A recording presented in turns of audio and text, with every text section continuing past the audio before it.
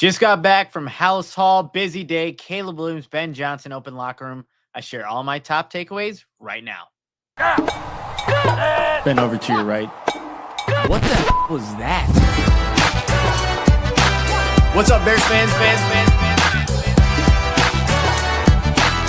People want to hear me talk.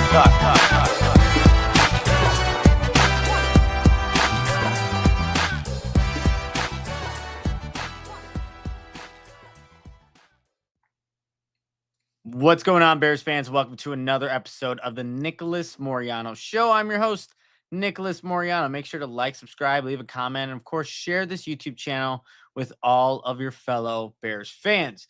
So I have a different layout going on right now. I guess apparently on StreamYard, you can now stream horizontally like you normally would, landscape mode, but also vertically on YouTube. So that's a new feature. If you are using that stream where I am just vertical, let me know if it's I guess helpful in a way, but it gets added. Like it's just another feature in the StreamYard. So there you have it. But doing that, but I did want to just come on here really quickly, just kind of recap everything that happened at Halas Hall on Wednesday. You had Ben Johnson address the media, Caleb Williams' first open locker room session of the week, and then, I always take advantage of those locker room sessions to talk to the players about the previous game, which would have been the 24-20 victory over the New York Football Giants. And, if you were up late at night, or I guess technically early in the morning, I asked you guys what plays you wanted me to highlight. A lot of you talked about Colston Loveland's clutch catch, that 20-yard reception in the middle of the field in the fourth quarter. Darnell, Wright, just manhandling Brian Burns and putting him into the ground with one arm. I also saw, and for the people who mentioned CJ Gardner-Johnson, I saw those, and it was on my to-do list today, but CJ kind of got caught up with a couple of one-on-ones, a media scrum, so there just wasn't enough time in the media availability on Wednesday for me to go over there and talk to CJ Gardner-Johnson about his 2 sacks, and also the forced fumble that he had against Jackson Dart. But I still have the video. There's still tomorrow, and we could still talk about it potentially if he becomes available. Just some quick housekeeping things. Bears' first injury report was today. I was out there at practice. I think I don't think anybody should be too concerned at all, especially at this point. What the Bears have been liking, what they've been doing early on is kind of just holding some people out, due to rest. And you have Grady Jarrett, rest, DNP, TJ Edwards, the hamstring, did not practice. Jaquan Brisker, back. I was in the locker room today. Jaquan told me, he's like, "What's up?" And I'm like, "What's going on, Jaquan?" Seems like he's going to be okay. He was a DNP today. Kevin Byard, also rest, didn't see him out there. DJ Moore, shoulder. Roma Dunze, ankle. Tyreek Stevenson, shoulder. Jade Walker, concussion. All DNPs for Wednesday's practice. Cole Kmet, Dominic Robinson, DeAndre Swift, all limited. Saw Dominic Robinson in the locker room. Saw Cole Kmet in the locker room. DeAndre Swift, I actually wanted to talk to DeAndre Swift today. Nothing really like X and O's or anything, but the Nike, let me see if I can find this really quick. The name of the football cleat.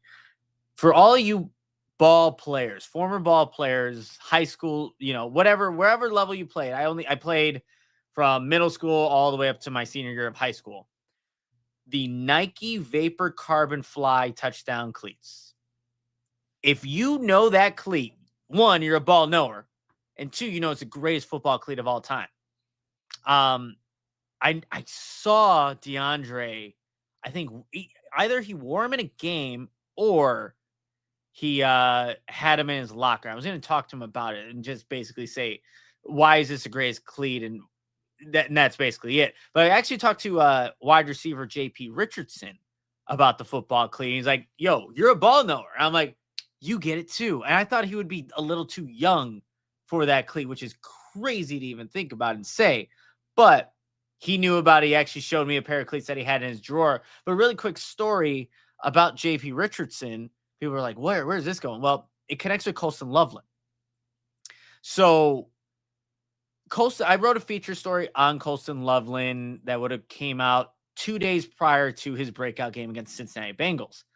Well, JP Richardson and Colston Loveland, every single day after practice, they go on the jugs machine, catch a bunch of footballs. I asked him how much exactly. I think Colston told me 100. I asked JP, he said he didn't really have a number, but they put in that work on the jugs machine. And I asked JP Richardson, again, Bears undrafted rookie wide receiver, like, why do you guys do that? What's the reasoning behind it?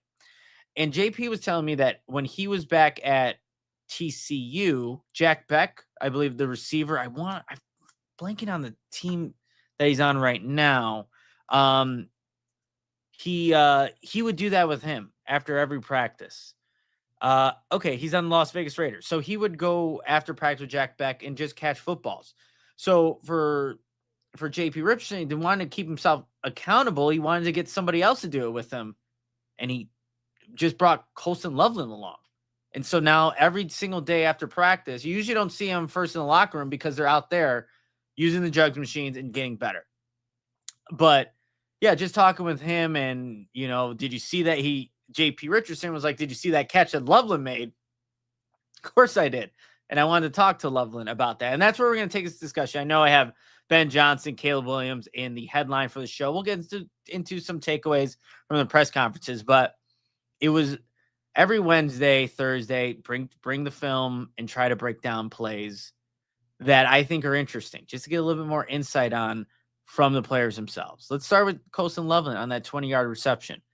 First, if you want to watch the full video, I'm going to plug where I work, which is actually this not a red solo cup, but a red cup. Watch, it says Marquee Sports on it, but you can go to watch Marquee Sports or marqueesports.com to watch the full breakdown from Colston Loveland and Darnell Wright, which is embedded into the article. But some takeaways. It was interesting to know that Colston didn't even know it was third down when he made that reception, which is fascinating. I think that, it's a crucial point in the game, fourth quarter, down, 20 to 10 at that point, I believe, before that drive happens. And Colston didn't even know that it was a third down play. Makes the reception. He said he also did not like the initial route that he ran, kind of basically a stop route in the middle of the field. Said he could have won, he could have came back to the football better instead of floating over. I'm paraphrasing here, but he didn't like the initial route, but also to improvise and see Caleb extending the play going left and him just kind of following along. Said all that stuff goes all the way back to like training camp days where you work the scramble drill. So it was nice to see Colston just continue to make plays, man. Like his last 2 weeks, I believe it's 10 receptions, 170 plus yards, 2 touchdowns. The Bears rookie number 10 overall pick, Colston Loveland, starting to really show what he's about, what he's capable of doing, and paying dividends for this Bears offense, knowing that you have another weapon in just a passing game for Caleb Williams. I also asked Colston about Darnell Wright's block. And we were kind of just both smiling when we were watching the play because it is insane that Darnell Wright literally stopped, at the time, the league's leading pass rusher with one arm. To have the strength, to have the athletic ability to kind of catch Brian Burns and then put him to the ground and basically say, no, you're not going anywhere. Well, Colston Loveland was impressed. Who wasn't impressed, though, or no, I wouldn't say that. It's not that Darnell Wright wasn't impressed with the block. He said it was a good play, but he also did not come away impressed with his overall performance in that game, which I don't find that all too interesting because I know that Darnell Wright has such high standards for himself, but it is interesting to hear that when Darnell Wright's he's been playing some really good football. I think you watch the tape, you see that. But there are plays that he said, even in the breakdown, if you go watch it, like there are a couple times where Brian Burns should have had a sack. But when you have a quarterback like Caleb Williams who can evade, you can get away with not being your best on a certain rep because your quarterback will make you right. So that is nice knowing that can happen. But it's just I always find it interesting talking to these players. It's a really good highlight. When I asked Darnell, right, is it weird that an offensive lineman like yourself continues to have like these highlight viral type of plays? And he's like, I'm not too worried about that. I don't really even. I asked him, do you pay attention to Bears Twitter at all or anything like that? He's like, no, he just cares about the win, and that doesn't surprise me with Darnell. But he wasn't too happy with the performance. And I think he's looking to prove himself against this Minnesota Vikings defense that presents a lot of problems. And that's where we're going to take this discussion now, you guys. And actually, before we do, I think this is a good time because it's not going to be that long of a video, just kind of quick, what I heard, what stood out, obviously the locker room interviews. But before we get into Caleb Williams, Ben Johnson, what they said, and why I think they're just in sync. And why Ben Johnson loves to have Caleb Williams as his quarterback. I have to tell you, though, first about Windy City Sports Cards. As you know, they specialize in buying and selling all things related to Chicago sports. So whether you're a diehard fan of the Bears, Bulls, Cubs, White Sox, or Blackhawks, you know they've got you covered with an extensive selection of sports memorabilia and collectibles. In addition to those Chicago-focused items, everybody, they also offer a vast collection of sports trading cards and memorabilia from your favorite teams and players. So visit their online store to find exactly what you're looking for to complete your collection or to simply discover a new favorite. You can check them out at 312-WindyCitySportsCards.com. That's 312-WindyCitySportsCards.com. I also have their link, the link to Windy City Sports Cards in description below if you want to check them out. And this is also a public service announcement for any other brands out there that want to partner with me. Just shoot me a DM on Twitter. Actually, if you go on my Twitter, my email's on there as well. So if you're looking, I got you. Maybe we can work something out. But this is a Nicholas Moriano show that is not only in landscape mode on YouTube, but apparently vertically on YouTube. Also streaming on X right now. And then you can find this episode, if you're an audio listener, after the show's done on Apple Podcasts, Spotify, Amazon Music. And then one last thing before we go into some of the top takeaways from Ben Johnson, Caleb Williams. Go check out the film breakdown articles on MarqueeSportsNetwork.com. Do you not? If you're opposed to it, do you like insight from the players themselves instead of everybody else breaking down the play on X and every social media? Why not hear it from the players who are involved? That's what I do. So go check it out on MarqueeSportsNetwork.com. You can find the complete article and every other breakdown that I've done all on there. Okay. Let's check out, or just, for me, when I was I was in person there for Ben Johnson's press conference. And then actually when Caleb Williams was at the podium, I was still in the locker room getting just the content and information that I needed from the day. But I just thought it was interesting. If you listen to both these press conferences, maybe you go watch it on the Chicago Bears website. I can just tell that the head coach, quarterback, are everything that Ben Johnson's saying, it's sticking with Caleb Williams. And something very subtle, like when talking about Brian Flores' defense for the Minnesota Vikings, their defensive coordinator, the mental strain, the challenge that it's going to present. Like, here's Ben Johnson's answer, and this is in his opening remarks. He said, you've got to be on your, that's a typo, best for all 60 to 70 plays on offense to have a chance. Okay. And then when you hear Caleb later, obviously doesn't hear this in the hear his head coach speak. He's like, well, I want to showcase throughout the game that we can play all 60 minutes or 60 plays. And like, it's going to take this amount of effort, this perfect performance, basically, to really get through a game when Brian Flores is a defensive coordinator on the other side.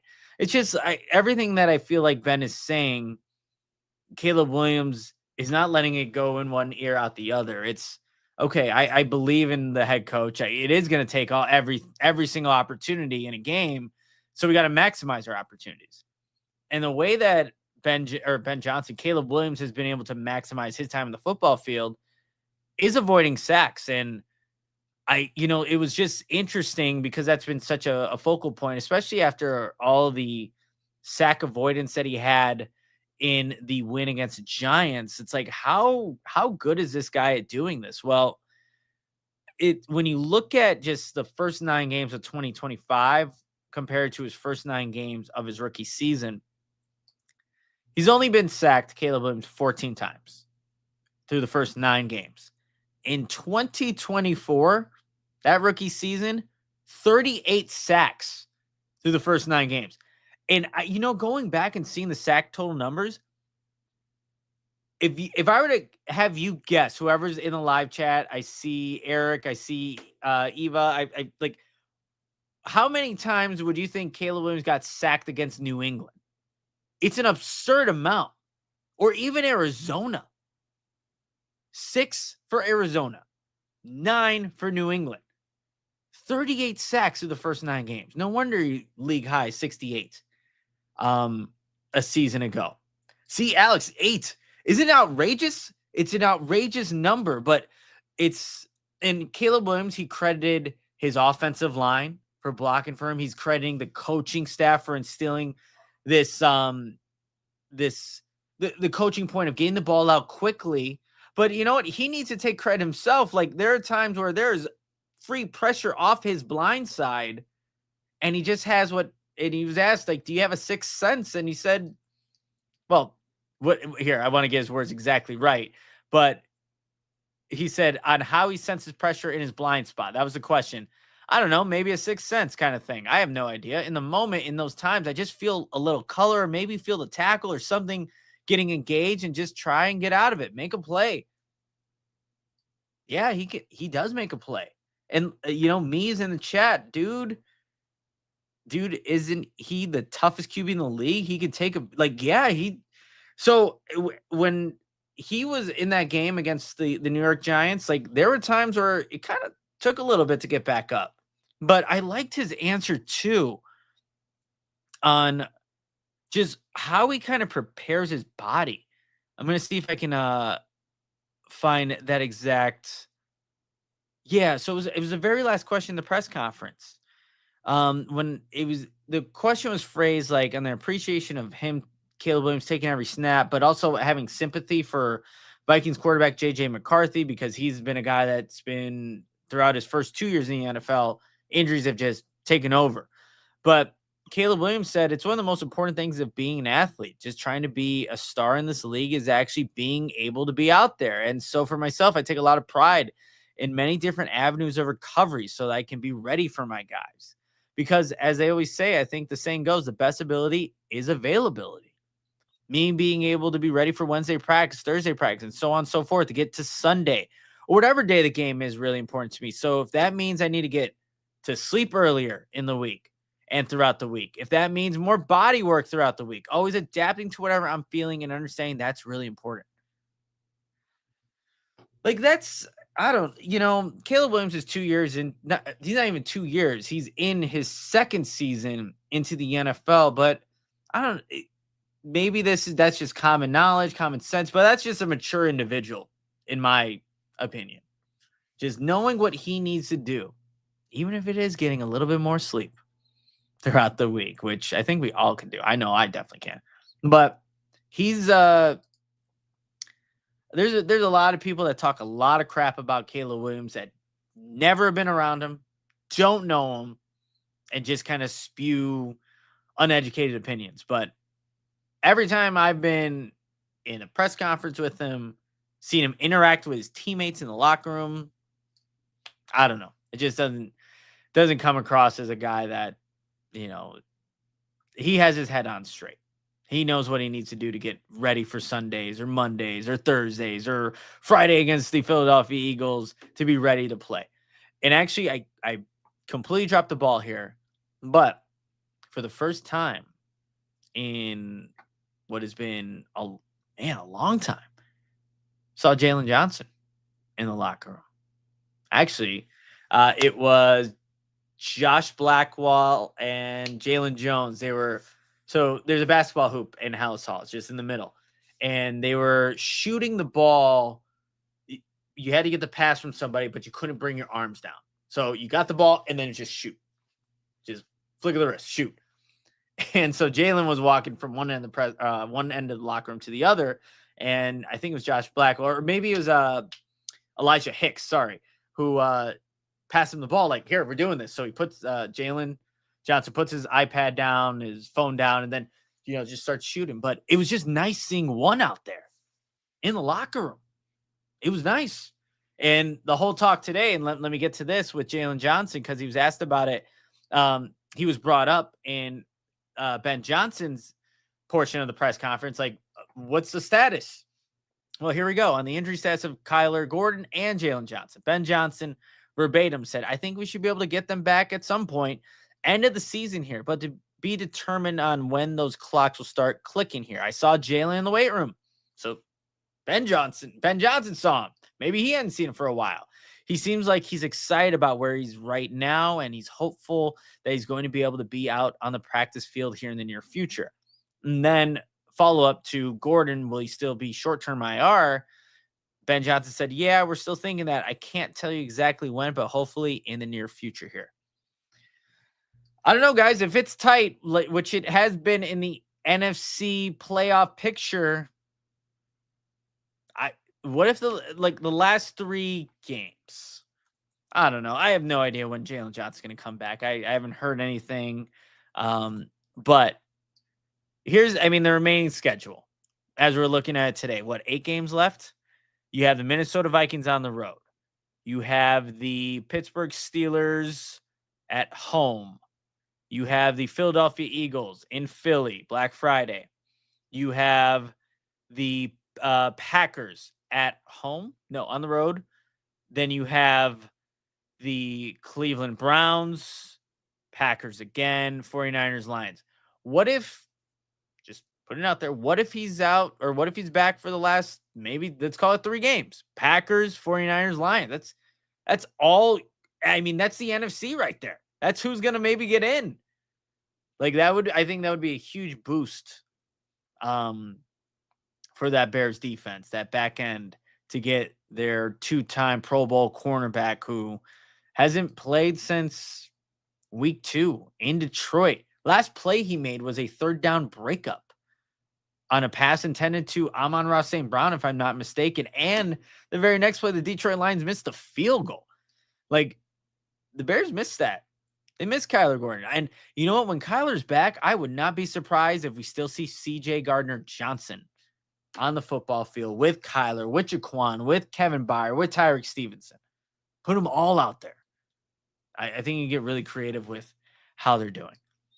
Man,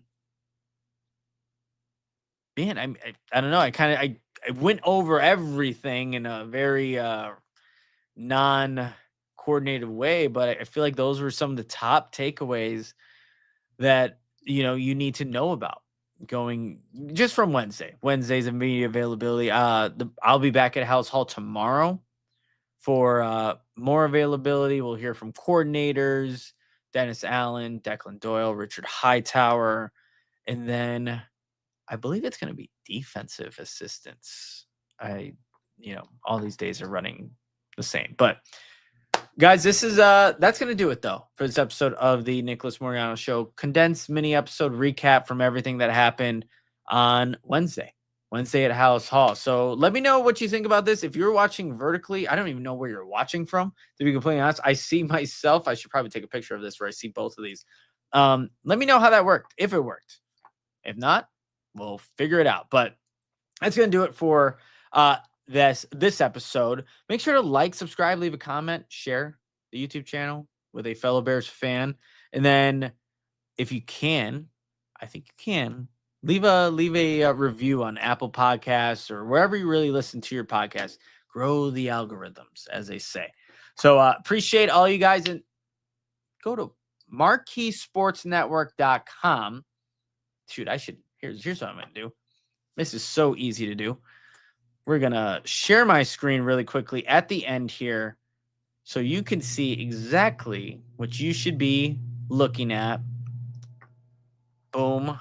Let me know if you could see this, which you should. There we go. We have obviously a lot of Cubs coverage. Andy, my guy. Oh, there's my guy Scott Bear. Hopefully you can see that. Wrote a great article on Austin Booker, who, is making the most of his opportunities. And then Bears film analysis, Colston, Loveland, Darnell, Wright, break down big plays in week 10, just to show you what this looks like. You go down. I give you everything you need to know in terms of play, what's happening, embeds. Boom. What is this article? You play it, and then you get actual film analysis. There's me and Colston Loveland. Oh, bam, there's Darnell Wright. And then myself too, right there. We're right there. So go check that out if you haven't already, and let me know what you think. And also let me know what plays you're going to still want insight from. But that's going to do it for this episode of the Nicholas Moreano Show. Appreciate all of you. Have a great rest of your Wednesday, and I'll see you guys next time. But until then, adios, Bears fans. Bend over to your right. What the was that? What's up, Bears fans? People want to hear me talk.